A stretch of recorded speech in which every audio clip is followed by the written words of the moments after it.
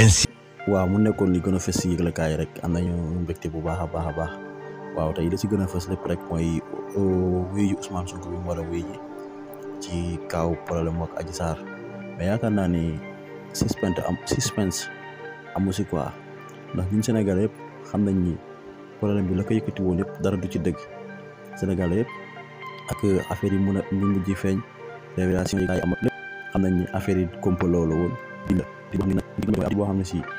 kidnappé nañ Sénégal naam taxaw ci bakkal Sénégal mbedd boo ci la complot boo xam ne ñëpp xam nañu complot la beneen kon dañuy xam état bi day wéy ñëw def ay takk der yow da ngay dox sax ci ñi am na fekk yow yaa ngi sa yoon di liggéey loolu amul benn njëriñ dañu xool lu amul njëriñ léegi ñu koy def waaw tamit amaana mën naa am bu demee ñu teg lépp ci yoon teg ko ci yoon ba nga xam ne kii comme Sonko wootewul dara mais buñ fàtte tamit bu njëkk ba tamit amaana sax comme gars yi niñ doon kii nii nekkul ni Sonko moo ne gars yi jël leen ngeen taal wala dara mais gars yi ñoo tax xam ni affaire bi dëgg du yoon ñu taxaw wane seen bopp te tamit moment boobu ñu ko doon jiñ naan dëkk bi daa métti woon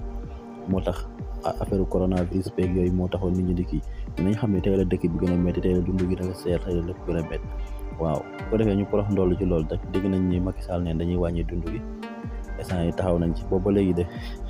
waaw ak wàllu location beeg yooyu waaw ba tey mais tamit bu ñu fàttee affaire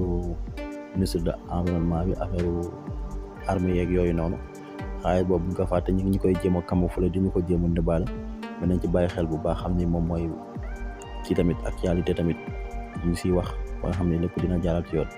nekk seen taxaw sel di am mbégte bu baax ak kontaan jërë ngeen jëf.